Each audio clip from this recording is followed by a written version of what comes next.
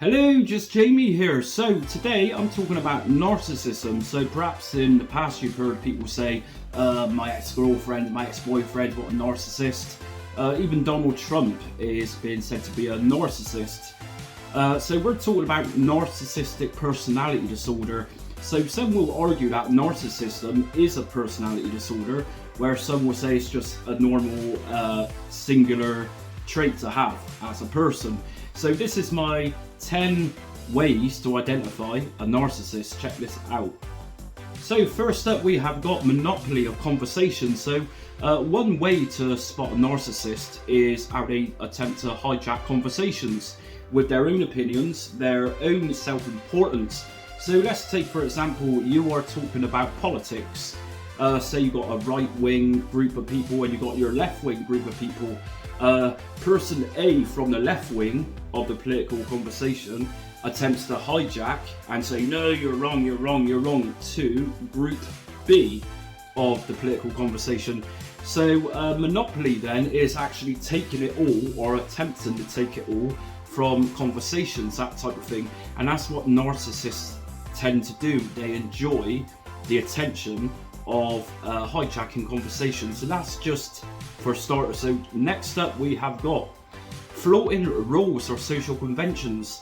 So narcissists, they seem to think they got this self-entitlement, this exclusive privilege, where their mind is telling them to do things which aren't socially accepted in society. So social conventions, is as crude as it sounds, it's etiquette that we don't break wind in front of people. This is just one of those things which are socially deemed as, you can't do that, you know, that's vulgar.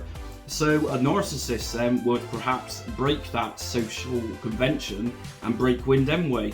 And I don't want to mention Joe Biden, but do you remember that story a little while back of him breaking wind in front of royalty? Is Joe Biden a narcissist then?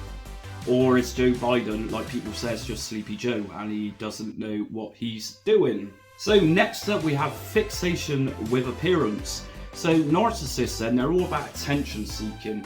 And one of the attractions which narcissists might think is going to draw their attention is perhaps not being a sexist or anything like that, but say you're a woman and you've got big bosoms. Perhaps you would feel the need to flaunt yourself.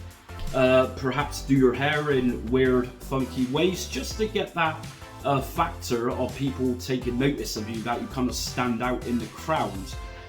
So that's an interesting one to look at. And of course, I'm not saying that every woman on earth, or even any men on earth who chooses to tone their bodies, that type of thing, I'm not saying they're narcissists, but that's just another perhaps minor trait of narcissism. So next up I have got disregard for other people. What does this mean then? So they perhaps lack empathy or emotions towards other people. So to say they're totally about themselves and they don't really have any care in the world for other people's emotions or feelings, because narcissists are number one and they're predominantly about themselves. So narcissists then, they don't care who they hurt. Perhaps they're hurting their own children, perhaps they're hurting their own family members or friends. They don't have emotions, they lack empathy. If you're unsure what empathy means, that's kind of like having a understanding about other people's emotions and how your words might affect them. So next up we have praise, and more praise. So what does this mean for a narcissist? So narcissists, they love the idea of being praised about anything, literally anything. Perhaps it's being a parent where they need consistent praise from friends, what a wonderful job they're doing, but they want more praise. The more praise the better. Remember, this is paramount, that narcissists are predominantly about themselves, so they want to reflect onto the world how wonderful they are. So again, I could use that Donald Trump idea that he has been known to be a narcissist. Everything's about number one, or perhaps parents, that type of thing. So that's another one to check out and watch out for if you suspect somebody you know to be a narcissist. So it's everybody else's fault. So a narcissist will never, ever take responsibility for her or his actions. So accepting responsibility is one of those things in life that sometimes if you realise you're wrong, your average person without narcissism, narcissistic traits, might just own up and apologise to something they've done which isn't accepted, whereas a narcissist will not back down. And that's one of the problems going on with a narcissist. One of the major problems is that it's everyone else's fault. They won't take responsibility over their actions. As minor as it could be, your average person would own up to what they've done, just for a peaceful life and perhaps to get that burden off their chest. Whereas a narcissist will not accept responsibility. They won't do it. They don't have it in them to accept responsibility because they are number one, and of course they are also thinking they are superior to the world around them. Okay, so they also fear abandonment. So perhaps they've had a bad upbringing and people's left them in their lives, that type of thing. So they got this deep-rooted fear of abandonment. So perhaps if a child attempts to leave home, regardless of age, a narcissistic, say, parent might be saying to them, you can't leave, you can't do that, you can't do this. So it's a process of actually putting the child down or the children down. They don't want to be abandoned. Perhaps they realise at this point no one else cares about them. The only person they can control and get to respect that person is their own children. So they hate abandonment, and perhaps this is deep rooted from childhood where some loved one has left them or psychologically messed them up. So of course we have narcissists live in a fantasy up next, and of course the whole world to a narcissist's mind is a living fantasy. They create a world which isn't real, it's a false reality.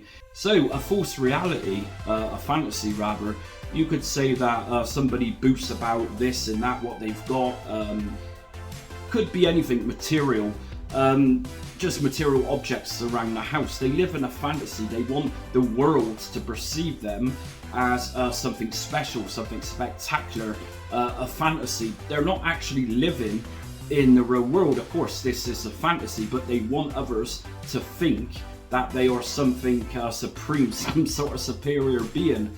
So, of course, fantasy is paramount to identifying a narcissist. They want the world to believe they're this and that, when actually they're just a normal person with people around them realizing what they're doing and what they have done.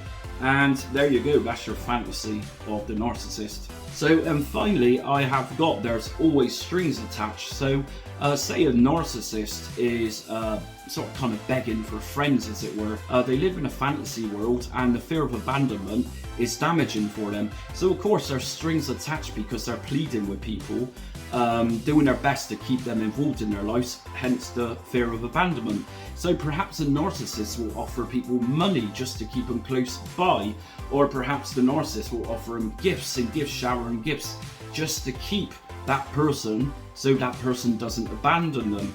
So of course I'm no psychologist, but I've got an interest in narcissism nowadays, which some people maybe facing parental alienation or anything along those lines might find interesting. YouTube is, there's a vast library of videos on YouTube on narcissism. So I kind of dedicate this video, because it's going to be far down the list, to my own subscribers. Like I say at the beginning of this video, narcissism, it's one of those things which is mentioned a lot, but it contains a lot of different meanings to the word narcissism. And of course we then go on to narcissistic personality disorder. So like I said at the beginning, from my own research looking into this, personality disorder is another kettle of fish. Whereas your average person who has narcissism or narcissistic traits don't necessarily have personality disorder. Regardless of narcissistic personality disorder or just narcissistic traits, these people are extremely selfish and they need to be stopped. So let me know of your experiences down below in the comments about dealing with narcissists in your life. I mean, in reflection, a lot of people can look back on their life in hindsight and realise that perhaps that person did have narcissistic traits. Perhaps you even relate to the words I've just given you in this video. So how do you deal with a narcissist? Some might say just ignore them, but when it's actually in your life and you're trying to do something about it to make others see what this person is, it's quite helpful to realise these little signs. And of course there's more signs and there's more areas of narcissism. This is literally just touching the iceberg. So yeah, let me know below your own thoughts on narcissism, and have you dealt with a narcissist? Perhaps you've dealt with a narcissist living in a fantasy world, or a complete lack of empathy and emotion to other people or even their own children. So again, let me know below. I hope you learned something from this video, and I'm not sure if I just said this, but absolutely not. I did psychology years ago as a GCSE, but I'm not a trained psychologist. These are just little bits and pieces I picked up along the way. So thank you for watching.